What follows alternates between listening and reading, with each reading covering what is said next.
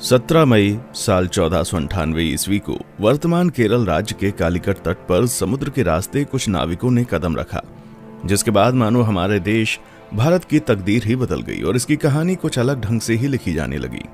दोस्तों, ये वो दिन था जब यूरोपियन समुद्री नाविक एवं खोजकर्ता वास्को डी गामा ने भारत की खोज की थी।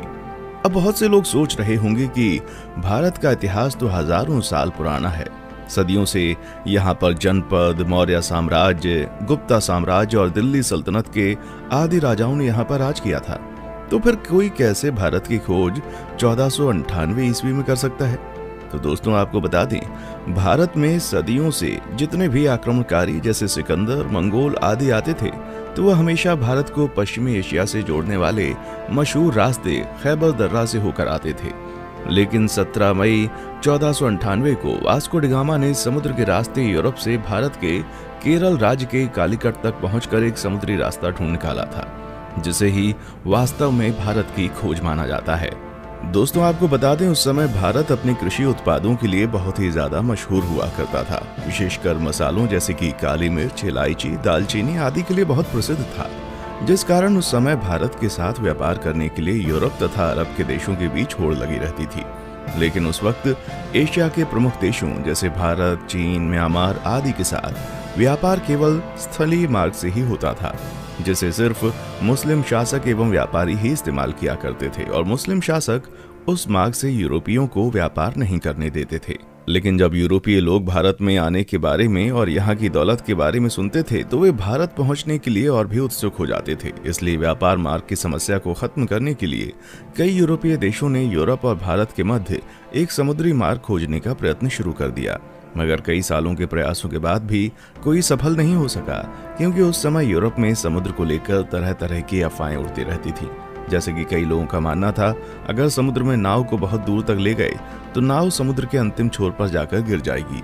इसलिए कुछ नाविक समुद्र में बहुत लंबा सफर नहीं करते थे। लेकिन फिर 1960 के दशक में पुर्तगाल के शहर सीन्स में जन्मे वास्को डी गामा ने भारत का समुद्री मार्ग ढूंढकर यूरोप के सामने व्यापार का एक नया दौर शुरू कर दिया और हमेशा के लिए इतिहास के पन्नों में अपना नाम दर्ज करा लिया। कैसे शुरू हुआ था भारत को खोजने का सफर? दोस्तों, वास्को डी गामा का जन्म 1960 के दशक के आसपास ही पुर्तगाल के सिंस में हुआ था। उनके पिता एस्टेवा भी एक अच्छे नाविक एवं समुद्री खोजकर्ता थे। वास्को डी गामा का सारा बचपन अपने पिता के साथ एक नाविक और यात्रा के माहौल में बीता था। फिर सन 1480 में वास्को डी गामा ने अपने पिता का अनुसरण करते हुए पुर्तगाली नौसेना में वो शामिल हुए। यहीं पर उन्होंने नौचालन का एक एडवांस तरीका और लंबी समुद्री यात्रा करना सीखा। फिर उस समय पुर्तगाल के राजा हेनरी, जिन्हें हेनरी द नेविगेटर के नाम से भी जाना जाता था, उन्होंने उत्तर और पश्चिम अफ्रीका में कई सफल समुद्री यात्राओं तथा खोजों को आर्थिक सहायता एवं संरक्षण प्रदान किया था, जिस वजह से बहुत से नाविक नए नए द्वीपों को ढूंढने की कोशिश किया करते थे। इसी के चलते 1487 में पुर्तगाल के ही एक प्रसिद्ध खोजकर्ता बार्टोलुम डायस ने अफ्रीका के दक्षिणी सिरे तक यात्रा करके ये पता लगा लिया था कि हिंद महासागर और अटलांटिक महासागर एक दूसरे से जुड़े हुए हैं। जिसके बाद डी गामा, जो समुद्री यात्राओं एवं खोजबीन में गहरी दिलचस्पी रखता था, वो जानता था कि यदि हिंद और अटलांटिक महासागर अफ्रीकी भूमि के अंत में जुड़ते हैं तो वो अफ्रीका से दूर दक्षिणी कोने पर मौजूद केप ऑफ गुड होप के माध्यम से भारत तक पहुंचने का मार्ग खोज सकता है। जिसके बाद 8 जुलाई 1497 को वास्को डी गामा ने 4 जहाजों और 170 आदमियों के दल के साथ पुर्तगाल के लिस्बन शहर से अपनी यात्रा शुरू की। वो खुद 200 टन वजनी सेंट गैब्रियल नामक जहाज में सवार हुआ और अपने छोटे भाई पाउलो को सेंट राफेल नामक जहाज का नेतृत्व सौंप दिया। फिर कुछ दिनों के बाद उनका जहाजी बेड़ा इस समय के मोरक्को देश के निकट स्थित कैनरी द्वीप से गुजरते हुए केप वर्दे द्वीप समूह पहुंचा और वहीं 3 अगस्त तक रुका रहा। आपको बता दें, वे लोग जहाज पर अपने साथ पत्थरों के स्तंभ लेकर आया करते थे, जिसे वे लोग अपने मार्ग को चिन्हित करने के लिए विभिन्न महत्वपूर्ण पड़ावों पर स्थापित कर दिया करते थे, जिससे कि उन्हें वापसी का रास्ता मालूम हो सके। वास्को डी गामा ने गिनी की खाड़ी की तेज समुद्री धाराओं से बचने के लिए अटलांटिक महासागर में एक लंबा चक्का लगाया और फिर केप ऑफ गुड होप के दौरे के लिए पूर्व की ओर एक मोड़ ले लिया। ये भारत की खोज में उनकी पहली प्रमुख सफलता थी। फिर 7 नवंबर को उनका बेड़ा आज के दक्षिण अफ्रीका में स्थित सेंट हेलेना बे में पहुंचा। उस समय सेंट हेलेना बे का मौसम बहुत खराब था। वहां बहुत तेज हवा और समुद्री लहरें चल रही थीं, जिस वजह से वास्को डी गामा का दल अगले 22 नवंबर तक आगे नहीं बढ़ सकता था। लेकिन फिर भी कुछ दिनों बाद मौसम अच्छा होने पर उन्होंने यात्रा करना शुरू कर दिया और वे केप ऑफ गुड होप पहुंच गए, जहां पहुंचकर उन्होंने इस जगह का अच्छे से दौरा किया। दोस्तों, आपको बता दें, जब Vasco da Gama Cape of Good Hope नामक स्थान पर पहुंचे तो तभी उन्होंने महसूस किया कि उसका भारत तक मार्ग खोजने का सपना हकीकत में तब्दील हो सकता है। और फिर मार्ग को चिन्हित करने के लिए पहले की भांति वहां एक पत्थर का स्तंभ स्थापित किया और फिर आगे की यात्रा की तैयारी करने लगे। केप ऑफ गुड होप के आगे की यात्रा उन्होंने 8 दिसंबर को शुरू की थी और क्रिसमस आने तक वे दक्षिण अफ्रीका के नटाल तट पर पहुंच गए। अलग अलग नदियों को भीतर और बाहर से पार करते हुए डी गामा का बेड़ा धीरे धीरे मोजाम्बिक की ओर पहुंचना शुरू हुआ। इस बीच वे लगभग 1 महीने तक कहीं पर रुके और जहाजों की मरम्मती का काम किया। फिर 2 मार्च 1498 को डी गामा का बेड़ा मोजाम्बिक द्वीप पर पहुंच गया। जब डी गामा अपने दल के साथ मोजाम्बिक की धरती पर उतरा और वहां के निवासियों से मिला तो उन्हें लगा कि ये पुर्तगाली जहाजी भी उन्हीं की तरह मुसलमान है, इसलिए उन लोगों ने उनकी खूब मदद की।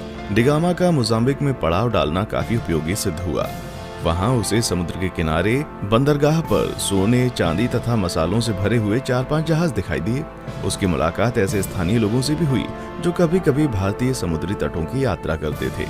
इससे वास्को डी गामा को पूरा विश्वास हो गया कि वो उचित दिशा की ओर आगे बढ़ रहा था। उसे उस दिशा को समझने में भी मदद मिली जिधर अब उसे आगे बढ़ना था। फिर 7 अप्रैल 1498 को उनका बेड़ा मोम्बासा में प्रवेश कर गया तथा यात्रा के एक और महत्वपूर्ण ठहराव मोम्बासा के ही मालिंदी में लंगर डाल दिया। मालिंदी में डी गामा की मुलाकात कांजी मालम नामक एक ऐसे गुजराती नाविक से हुई जो भारत के दक्षिण पश्चिम तट के कालीकट जाने का मार्ग जानता था। उस गुजराती नाविक के महत्व को देखते हुए डी गामा ने उसे भी मार्गदर्शक के रूप में अपने बेड़े में ले लिया और फिर अगले 20 दिन तक लगातार हिंद महासागर में चलने के बाद डी गामा को धीरे धीरे भारत के घाट और पहाड़ दिखने लगे। फिर 17 मई 1498 को वो भारत के दक्षिण पश्चिम में स्थित कालीकट के बंदरगाह पर जा पहुंचा। कालीकट में स्थानीय राजनयिकों द्वारा वास्को डी गामा का काफी अच्छी तरह से स्वागत किया गया। वो यहाँ लगभग अगले 3 महीने तक रहा और भारत के बारे में बहुत सारी महत्वपूर्ण जानकारियां इकट्ठा करता रहा। दोस्तों, वास्को डी गामा के भारत आने और उसके कालीकट में उतरने के बाद भी कई ऐसी घटनाएं हुई जिसके बारे में अभी भी लोगों में सहमति नहीं हो पाई है, लेकिन हम अपने किसी और वीडियो में उसके भारतीयों के साथ किए गए जुल्म और अत्याचार पर अलग से वीडियो बनाएंगे। इस वीडियो में हम सिर्फ उसकी यात्रा पर वीडियो बना रहे हैं। दोस्तों, यहाँ 3 महीने रहने के बाद वास्को डी गामा 2 साल से अधिक समय की यात्रा करते हुए 18 सितंबर को पुनः लिस्बन लौट आया। इस दौरान उसने लगभग 38,600 किलोमीटर की यात्रा की थी। और दोस्तों, आपको बता दें कि इस लंबी साहसिक यात्रा में उसके कुल 170 साथी थे, जिसमें से 116 की यात्रा के दौरान मृत्यु हो गई थी। वास्को डी गामा की इस उपलब्धि से पुर्तगाल के राजा बहुत खुश हुए थे तथा उन्होंने उसे दूसरी बार फिर से 1502 में भारत की यात्रा पर भेजा था। इतिहासकारों का मानना है जब डी गामा विभिन्न प्रकार के भारतीय मसालों और रेशम के साथ अपने देश पुर्तगाल लौटा तो उसने केवल मसाला बेचकर ही यात्रा पर खर्च किए गए पैसों से 4 गुना ज्यादा पैसे कमा लिए थे। दोस्तों, फिर 1524 में वास्को डी गामा की मृत्यु कालीकट में ही तब हो गई जब वो अपनी तीसरी यात्रा पर भारत आया हुआ था और कई इतिहासकारों के मुताबिक उसकी मृत्यु का कारण मलेरिया था। दोस्तों, जब डी गामा ने यूरोप और भारत के बीच का समुद्री मार्ग खोज लिया था तब डी गामा का नाम पूरे यूरोप में बहुत मशहूर हो गया था और उसकी उस साहसिक यात्रा की चर्चा सभी यूरोपीय देशों में होने लगी थी तथा धीरे धीरे अन्य देशों ने भी उसी खोजे गए रास्ते से अपने अभियान भारत भेजने शुरू कर दिए थे, जिस वजह से पुर्तगालियों के बाद डच, डेनिश, ब्रिटिश और फ्रांसीसी भी भारत आना शुरू हो गए थे। उसके बाद आगे के दशक में भारत में जो भी हुआ वो हम अच्छे से जानते हैं कि कैसे भारत इन यूरोपीय देशों की कॉलोनी बन गया। दोस्तों, आज के लिए बस इतना ही। फिर मिलते हैं एक और वीडियो में। तब तक आप हमारे चैनल को लाइक, शेयर और सब्सक्राइब जरूर करें और आप किस टॉपिक पर वीडियो चाहते हैं नीचे कमेंट सेक्शन में आकर बताएं। देखने के लिए शुक्रिया।